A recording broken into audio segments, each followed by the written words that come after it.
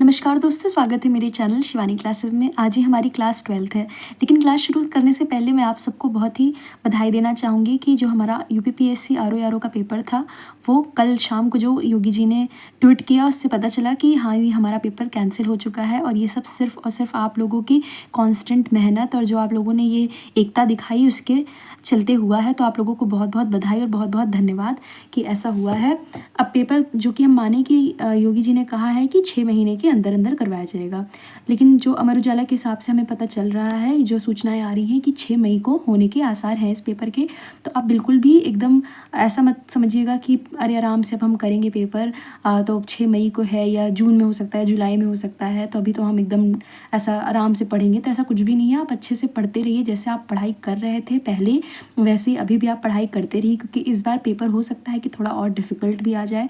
तो अक्सर हमारे साथ ऐसा होता है कि हमारा कोई पेपर रहता है, जैसे स्कूल टाइम में भी आप लोगों के साथ ऐसा होता होगा कि जैसे हमारा कोई पेपर रहता है तो अगर लगातार हमारा पेपर चलता रहता है तो हम बहुत अच्छे अच्छे से पेपर देते रहते हैं, बहुत मन लगा के पढ़ते हैं। और जहाँ हमें थोड़ी ज़्यादा गैपिंग मिल जाती है, छुट्टियाँ मिल जाती हैं, तो हम थोड़े से ढीले पड़ जाते हैं, तो हमारा वो थोड़ा पेपर वो गड़बड़ा जाता है। तो आपको ऐसा नहीं करना है, आपको लगातार पढ़ते रहना है, रिविज़न करते रहना है। इंपॉर्टेंट टॉपिक्स को आप कहीं लिख लीजिए, उसको आप बार बार रिवाइज़ करते रहिए और इस बार अच्छे से हमें पेपर देना है। तो आप सभी को बहुत बहुत इस चीज़ की बधाई। आप लोगों ने इतना प्रयास किया। इस पेपर को जब कैंसिल होने की बात चल रही थी तो आप लोगों का पूरा समर्थन था। तो हम आशा करते हैं कि जो भी पेपर आने वाले हैं, चाहे यूपी पुलिस के हों, चाहे यूपीपीएससी आरओ या पीसीएस हो, उसको हम अपनी पूरी जिम्मेदारी से पढ़ के अच्छे से पेपर देंगे। तो चलिए शुरू करते हैं आज की हमारी क्लास। ये हमारी क्लास 12th है, जैसे कि मैंने पहले बताया। तो आज हम इसमें फरवरी 2024 की क्रॉनिकल मैगजीन देखेंगे, जिसमें दिसंबर 2023 की हमारी कुछ खबरें हैं और इंपॉर्टेंट क्वेश्चन जैसे कि मैंने यहाँ पे लिखा हुआ है आपके साथ डिस्कस करेंगे। पहला देखते हैं। पहला क्वेश्चन है, राष्ट्रीय अपराध रिकॉर्ड ब्यूरो एनसीआरबी की एक रिपोर्ट में कौन सा राज्य भारत में लगातार 3 वर्षों से सुरक्षित शहर है? तो ये है कोलकाता। कोलकाता क्या है? 3 वर्षों से सबसे सुरक्षित शहर है भारत का। और ये रिपोर्ट किसने जारी की? राष्ट्रीय अपराध रिकॉर्ड ब्यूरो ने। अगला है, राष्ट्रपति द्रौपदी मुर्मू ने भारतीय न्याय द्वितीय संहिता, भारतीय नागरिक सुरक्षा द्वितीय संहिता और भारतीय साक्ष्य द्वितीय अधिनियम 2023 पर किस दिन हस्ताक्षर किए? तो थोड़ा इंपॉर्टेंट क्वेश्चन है, इसको देखिए। 25 दिसंबर को, यानी कि 25 दिसंबर को हमारी जो राष्ट्रपति जी हैं द्रौपदी मुर्मू जी, उन्होंने भारतीय न्याय द्वितीय संहिता, भारतीय नागरिक सुरक्षा द्वितीय संहिता और भारतीय साक्ष्य द्वितीय अधिनियम 2023 पर हस्ताक्षर किए हैं। तो ये है 25 दिसंबर को। अब इसमें कुछ इंपॉर्टेंट बातें आप देख लीजिए। विधेयक के रूप में इसे 21 दिसंबर को राज्यसभा द्वारा तथा 20 दिसंबर 2023 को लोकसभा द्वारा पारित किया गया।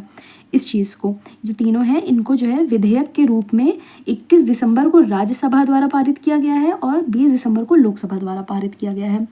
अगला है, 17 दिसंबर 2023 को प्रधानमंत्री नरेंद्र मोदी ने विश्व के सबसे बड़े कॉरपोरेट कार्यालय केंद्र का उद्घाटन किया, जिसका नाम है सूरत डायमंड बोर्स। सूरत डायमंड बोर्स, एसडीबी। इसके बाद है, 5 दिसंबर को India internet governance forum 2023 IIGF के तीसरे संस्करण का आयोजन नई दिल्ली में किया गया, जिसका थीम था भारत के डिजिटल एजेंडे को समायोजित करते हुए आगे बढ़ना। भारत के डिजिटल एजेंडे को समायोजित करते हुए आगे बढ़ना, ये थीम था इंटरनेट गवर्नेंस फोरम 2023। इसके बाद भारत के उपराष्ट्रपति जगदीप धनखड़ ने 5वें वैश्विक आयुर्वेदिक महोत्सव का उद्घाटन 1 दिसंबर को कहाँ किया? तो ये है केरल के तिरुवनंतपुरम में। केरल के तिरुवनंतपुरम। इसके बाद है, 10 दिसंबर को तमिल कवि और दार्शनिक तिरुवल्लुवर, ये जो महासंत थे, की प्रतिमा का अनावरण कहाँ किया गया? फिर से देखिए, 10 दिसंबर को तमिल कवि और दार्शनिक तिरुवल्लुवर की प्रतिमा का अनावरण कहाँ किया गया? तो फ्रांस की सीरी में किया गया है। अगला क्वेश्चन है, वैश्विक सलाहकार मार्शल द्वारा जीवन गुणवत्ता सूचकांक 2023 जारी। जीवन गुणवत्ता सूचकांक क्या होता है? Living quality index. तो इसमें पहले स्थान पर कौन है? वियना, ये है ऑस्ट्रिया में।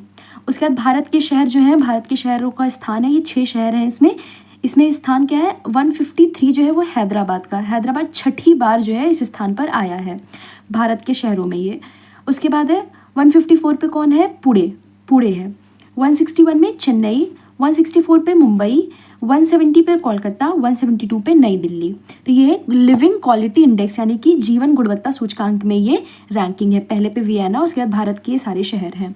अगला क्वेश्चन है, भारत की सबसे तेज सौर इलेक्ट्रॉनिक नाव को केरल के अलापुझा में नावगाथी पनावली यार्ड में औपचारिक रूप से लॉन्च किया गया। ये कब लॉन्च किया गया? 13 दिसंबर को। इसका क्या नाम है? तो इसका नाम है बाराकुडा। बाराकुडा, और ये एक मछली के नाम पर रखा गया है ये नाम, बाराकुडा। बाराकुडा सौर इलेक्ट्रॉनिक नाव। इसके बाद 15 दिसंबर 2023 को उत्तर प्रदेश के मुख्यमंत्री योगी आदित्यनाथ ने गोरखपुर के रामगढ़ताल में किस क्रूज सेवा का उद्घाटन किया? तो ये क्रूज सेवा थी lake queen cruise. Lake queen cruise. इसके बाद है, लखनऊ नगर निगम कार्यकारिणी बैठक में स्विट्जरलैंड के तर्ज पर एक नई गौशाला बनाए जाने का प्रस्ताव पारित किया गया है, जिसका नाम है मनोरथ गौशाला। मनोरथ गौशाला, इसको ध्यान से देखिए, ये इंपॉर्टेंट क्वेश्चन है। तो ये लखनऊ में इसका जो ये गौशाला है इसको बनाया जाएगा, और ये स्विट्जरलैंड के तर्ज पर बनाया जा रहा है। अगला क्वेश्चन है, बिहार में आधिकारिक तौर पर 3 दिवसीय बिहार डेयरी और मवेशी एक्सपो 2023 का उद्घाटन किसने किया? फिर से देखिए, बिहार में आधिकारिक तौर पर 3 दिवसीय बिहार डेयरी और मवेशी एक्सपो 2023 का उद्घाटन किसने किया? तो यह है मुख्यमंत्री नीतीश कुमार। इसके बाद सबसे ज़्यादा जीआई टैग वितरित करने वाला देश का पहला प्रदेश कौन सा और कितने उत्पादों को जीआई टैग मिला? तो पहली बात तो इसमें 2 क्वेश्चन है। आप देखिए कि देश का पहला ऐसा कौन सा प्रदेश है जिसे सबसे ज़्यादा जीआई टैग मिला है? तो ये है उत्तराखंड। उत्तराखंड। और कितने उत्पादों को मिला? 18 उत्पादों को जीआई टैग मिला है। अगला क्वेश्चन है, देश के कौन से राज्य के हाईकोर्ट में पहली लाइव सुनवाई हुई? तो ये जो राज्य है वो है मध्य प्रदेश हाईकोर्ट। मध्य प्रदेश हाईकोर्ट। अगला है, बैंकॉक में हिंद महासागर नौसेना संगोष्ठी IONS नौसेना प्रमुख के सम्मेलन COC का 8वां संस्करण किसके द्वारा आयोजित हुआ? तो यह है Royal Thai Navy. Royal Thai Navy. इसके बाद है, केंद्रीय मंत्रिमंडल ने भारत और इटली के मध्य प्रवासन और आवाजाही समझौते पर किस दिन हस्ताक्षर किया? तो यह दिन था 27 दिसंबर 2023। इसके बाद है, पोलैंड के नए प्रधानमंत्री, तो ये हैं डोनाल्ड टस्क। Donald tusk. अगला क्वेश्चन है, United Nations office for drugs and crime UNODC ने अफीम उत्पादक देश की सूची जारी की है। इस सूची के अनुसार कौन सा देश सबसे ज़्यादा अफीम उत्पादक देश बन गया है? तो ये है म्यांमार। म्यांमार। इसको ध्यान से देखिए, म्यांमार। अगला क्वेश्चन है, भारत ने पापुआ न्यू गिनी में ज्वालामुखी विस्फोट के बाद हुए नुकसान के बाद उसे कितने रुपए की तत्काल राहत सहायता देने की घोषणा की है? तो ये है $1 मिलियन। $1 मिलियन। अगला क्वेश्चन है, लंदन के हीथ्रो एयरपोर्ट से उड़ान भरने वाली कौन सी फ्लाइट ने पहली बार कुकिंग ऑयल का प्रयोग करके उड़ान भरी? ये काफ़ी इंपॉर्टेंट है, इसको देखिए। लंदन के हीथ्रो एयरपोर्ट से उड़ान भरने वाली कौन सी फ्लाइट ने पहली बार कुकिंग ऑयल का प्रयोग करके उड़ान भरी? तो यह बोइंग 787 ड्रीमलाइनर प्लेन ने। बोइंग 787 ड्रीमलाइनर प्लेन ने। इसके बाद है, ADB ने वर्ष 2023-24 के लिए भारत की आर्थिक विकास दर का अनुमान 6.3% से बढ़ाकर कितना कर दिया है? तो ये 6.77% ADB ने। अगला क्वेश्चन है, अंतर्राष्ट्रीय मुद्रा कोष ने अपनी वार्षिक रिपोर्ट में ग्लोबल ग्रोथ में भारत का योगदान कितना बताया है? तो ये है 16% से अधिक। 16% से अधिक। इसके बाद क्वेश्चन है, केरल स्थित कौन से स्टार्टअप को इलेक्ट्रॉनिक्स एवं सूचना प्रौद्योगिकी मंत्रालय द्वारा आयोजित global partnership on artificial intelligence GPAI global partnership on artificial intelligence शिखर सम्मेलन 2023 में भारत के शीर्ष 3 आर्टिफिशियल इंटेलिजेंस स्टार्टअप में से चुना गया? तो यह है जेन रोबोटिक्स स्टार्टअप। जेन रोबोटिक्स स्टार्टअप। इसके बाद है, शिक्षा और स्वास्थ्य सुविधाओं के लिए भारतीय रिजर्व बैंक ने एकीकृत भुगतान इंटरफेस UPI लेनदेन की सीमा को कितना बढ़ाने का प्रस्ताव किया? तो ये इंपॉर्टेंट क्वेश्चन है। तो ये 1 लाख से 5 लाख बढ़ा दिया गया है। पहले 1 लाख था, अब 5 लाख कर दिया गया है। शिक्षा और स्वास्थ्य सुविधाओं के लिए RBI ने एकीकृत भुगतान इंटरफेस लेनदेन की सीमा को बढ़ा दिया है। इसके बाद है, RBI ने कौन से कोऑपरेटिव बैंक का लाइसेंस रद्द कर दिया? तो यह Sitapur urban corporative bank. Sitapur urban corporative bank. अगला क्वेश्चन है, RBI ने कौन से नगरीय सहकारी बैंक का लाइसेंस रद्द कर दिया? तो ये देखिए, शंकर राव पुजारी नूतन नगरीय सहकारी बैंक लिमिटेड। ये बहुत डिफिकल्ट, थोड़ा सा लंबा नाम है तो इसलिए डिफिकल्ट लगेगा आपको। शंकर राव पुजारी नूतन नगरीय सहकारी बैंक लिमिटेड। ये जो ऊपर वाला था ये कोऑपरेटिव बैंक का था, जो कि सीतापुर अर्बन कोऑपरेटिव बैंक था, इसका लाइसेंस रद्द किया गया था। इसका जो नगरीय सहकारी बैंक है वो है शंकर राव पुजारी नूतन नगरीय सहकारी बैंक लिमिटेड, जो कि कोल्हापुर के इचलकरंजी में स्थित है। इचलकरंजी, थोड़ा नाम भी डिफिकल्ट, इचलकरंजी में स्थित है। तो इन दोनों चीज़ का लाइसेंस, इन दोनों बैंक्स का लाइसेंस कैंसिल हो गया है। इसके बाद है स्पाइस जेट ने कौन सी एयरलाइन को टेक ओवर किया? तो एयरलाइन है बैंकरप्ट एयरलाइन गो फर्स्ट को। तो ये जो एयरलाइन थी गो फर्स्ट, ये बैंकरप्ट हो चुकी है, तो इस एयरलाइन को स्पाइस जेट ने टेक ओवर किया है। उसके बाद है CEBR यानी कि centre for economics and business research की कौन सी रिपोर्ट में कहा है कि 21वीं सदी के अंत तक भारत विश्व में सबसे बड़ी आर्थिक महाशक्ति बन जाएगा? तो ये जो रिपोर्ट थी विश्व आर्थिक लीग टेबल रिपोर्ट, ये काफ़ी अच्छी बात है हमारे भारत के लिए कि centre for economics and business research की जो रिपोर्ट थी, रिपोर्ट का नाम था विश्व आर्थिक लीग टेबल रिपोर्ट। उसमें कहा गया है कि 21वीं सदी के अंत तक भारत विश्व में सबसे बड़ी आर्थिक महाशक्ति बन जाएगा। अगला क्वेश्चन है किन्हें छठे रविंद्रनाथ टैगोर साहित्य पुरस्कार से सम्मानित किया गया? तो दो लोगों को मिला है, पहली थी लेखिका सुकृता पॉल कुमार और दूसरे हैं अर्थशास्त्री अभिजीत बैनर्जी। अर्थशास्त्री अभिजीत बैनर्जी, अभिजीत बैनर्जी जी को नोबेल प्राइज भी मिल चुका है। तो इन दोनों को रविन्द्रनाथ टैगोर साहित्य पुरस्कार से सम्मानित किया गया है। अगला है पद्म पानी। पद्म पानी, ध्यान से देखिए नाम, पद्म पानी लाइफ टाइम अचीवमेंट अवार्ड किन्हें प्रदान किया गया? तो ये हैं गीतकार और पटकथा लेखक जावेद अख्तर जी, जावेद अख्तर जी को। अगला क्वेश्चन है सिंगापुर में भारतीय मूल की कौन सी लेखिका को सिंगापुर के सबसे प्रतिष्ठित कला सम्मान कल्चरल मेडेलियन से सम्मानित किया गया है? तो ये लेखिका है मीरा चंद, मीरा चंद। उसके बाद है भारत की राष्ट्रपति द्रौपदी मुर्मू ने कौन से कॉलेज को प्रेसिडेंट्स कलर का निशान से सम्मानित किया है? फिर से देखिए इस क्वेश्चन को, इंपॉर्टेंट क्वेश्चन है।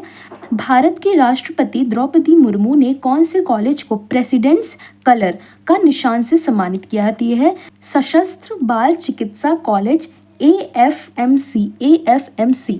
अगला क्वेश्चन है, ये थोड़ा इंपॉर्टेंट क्वेश्चन है, इसको देखिए। अफगानिस्तान में गैर सरकारी संगठन अफगान महिला कौशल विकास केंद्र संगठन को कौन सा पुरस्कार दिया गया? ये पुरस्कार है अंतर्राष्ट्रीय लैंगिक समानता पुरस्कार। फिर से देखिए, अफगानिस्तान में गैर सरकारी संगठन अफगान महिला कौशल विकास केंद्र संगठन को कौन सा पुरस्कार दिया गया? तो अंतर्राष्ट्रीय लैंगिक समानता पुरस्कार। इसके बाद है सफीना हुसैन को भारतीय गांवों में स्कूली पढ़ाई बीच में छोड़ देने वाली 14 लाख लड़कियों को मुख्य धारा की शिक्षा में वापस लेने के लिए कौन सा पुरस्कार मिला? तो ये वॉइस पुरस्कार है। वॉइस पुरस्कार इनको मिला है सफीना हुसैन जी को। इन्होंने 14 लाख लड़कियां, जो गांव की 14 लाख लड़कियां थी जिन्होंने अपनी पढ़ाई बीच में छोड़ दी थी, तो उन्हें वापस पढ़ाई की तरफ मोड़ने के लिए इन्हें वॉइस पुरस्कार से सम्मानित किया गया है। इसके बाद भारतीय अभिनेता कबीर बेदी को इटली के नागरिक सम्मान से सम्मानित किया गया, जिसका नाम है order of merit. Order of merit, ये भी इंपॉर्टेंट क्वेश्चन है। भारतीय अभिनेता कबीर बेदी जी को ऑर्डर ऑफ मेरिट से सम्मानित किया गया है। अगला क्वेश्चन है आरबीआई ने आईसीआईसीआई बैंक के एग्जीक्यूटिव डायरेक्टर के पद के लिए दोबारा किसे नियुक्त किया? तो ये संदीप बत्रा जी, संदीप बत्रा जी को एग्जीक्यूटिव डायरेक्टर बनाया गया है आरबीआई का, सॉरी आईसीआईसीआई का, ये आरबीआई ने नियुक्त किया है आईसीआईसीआई बैंक के एग्जीक्यूटिव डायरेक्टर संदीप बत्रा। इसके बाद ब्रिटेन की सरकार द्वारा बीबीसी का नया प्रमुख किसे नामित किया गया? तो ये समीर शाह, समीर शाह भारतीय मूल के हैं ये। इसके बाद सियाचिन ऑपरेशन पोस्ट पर पहली तैनात होने वाली महिला मेडिकल ऑफिसर कौन बनी? ये काफ़ी इंपॉर्टेंट क्वेश्चन है। सियाचिन ऑपरेशन पोस्ट पर पहली बार कोई महिला मेडिकल ऑफिसर तैनात हुई है, तो जो ये है इनका नाम है कैप्टन फातिमा वसीम। कैप्टन फातिमा वसीम, उनकी पोस्टिंग 15,200 फीट की ऊंचाई पर होगी। ये आप ध्यान दीजिए, इनकी पोस्टिंग 15,200 फीट की ऊंचाई पर होगी। इसके बाद है international institute for the unification of private law. International institute for the unification of private law की गवर्निंग काउंसिल के लिए किन्हें चुना गया? तो ये हैं उमा शेखर जी। अगला क्वेश्चन है वायुसेना मुख्यालय नई दिल्ली, यानी कि नई दिल्ली में वायुसेना का मुख्यालय है, हेडक्वार्टर जो है एयरफोर्स, इंडियन एयरफोर्स का, वो है नई दिल्ली में। उसमें महानिदेशक किस चीज़ के? निरीक्षण और सुरक्षा किसे नियुक्त किया गया है? तो यह एयर मार्शल मकरंद रनाडे, एयर मार्शल मकरंद रनाडे। अब वायुसेना मुख्यालय नई दिल्ली में महानिदेशक निरीक्षण और सुरक्षा किसे नियुक्त किया गया है? तो यह है एयर मार्शल मकरंद रनाडे। इसके बाद है भारतीय वानिकी अनुसंधान शिक्षा परिषद की पहली महिला महानिदेशक कंचन देवी। देखिए, जब कोई चीज़ पहला होता है, कोई खबर में कोई चीज़ पहली बार होता है, कोई पहली महिला होती है किसी चीज़ पे, किसी पोस्ट पे नियुक्त की जाती है, तो थोड़ा क्वेश्चन हमारे लिए इंपॉर्टेंट हो जाता है। तो ये जो पहली महानिदेशक है भारतीय वानिकी अनुसंधान शिक्षा परिषद की, ये कंचन देवी जी। इसके बाद है 76 अंतर्राज्यीय अंतर क्षेत्रीय एवं 85 सीनियर राष्ट्रीय बैडमिंटन चैंपियनशिप का आयोजन कहाँ हुआ? तो ये हुआ है गुवाहाटी असम। गुवाहाटी असम अंतर्राज्यीय अंतर क्षेत्रीय और ये सीनियर राष्ट्रीय बैडमिंटन चैंपियनशिप, तो ये गुवाहाटी असम में हुआ है। इसके बाद है भारतीय क्रिकेट कंट्रोल बोर्ड यानी कि बीसीसीआई की लिस्ट ए क्रिकेट की विजय हजारे ट्रॉफी की 31वें संस्करण के लिए मैच खेले गए, इसकी फाइनल विजेता कौन सा राज्य बना? तो ये राज्य है हरियाणा। हरियाणा है विजय हजारे ट्रॉफी, इसको मिला है हरियाणा को।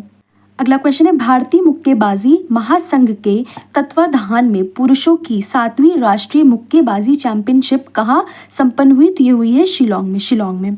इसके बाद अंडर 19 एशिया क्रिकेट कप 2023 का आयोजन यूएई में किया गया, इसके फाइनल विजेता कौन बने? थी बांग्लादेश टीम जो है अंडर 19 एशिया क्रिकेट कप 2023 के आयोजन में जो है विजयी हुए हैं।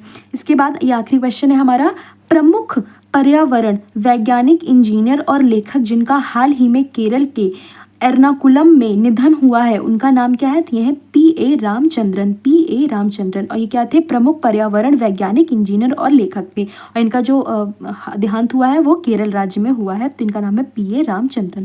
तो ये रही हमारी जो कि फरवरी 2024 की हमारी क्रॉनिकल मैगजीन थी, और इसमें हमारी दिसंबर 2023 की हमारी कुछ इंपॉर्टेंट प्रश्न थे जो कि काफ़ी संभावनाएं हैं हमारे आने वाले एग्जाम में पूछे जा सकते हैं। तो आप इसको अच्छे से देखिए और याद कर लीजिए, कहीं ज़रूरत पड़े तो आप लिख लीजिए, जिससे आप बार बार इसको रिवाइज कर सकें। तो मिलते हैं अगली वीडियो में, तब तक के लिए धन्यवाद, नमस्कार।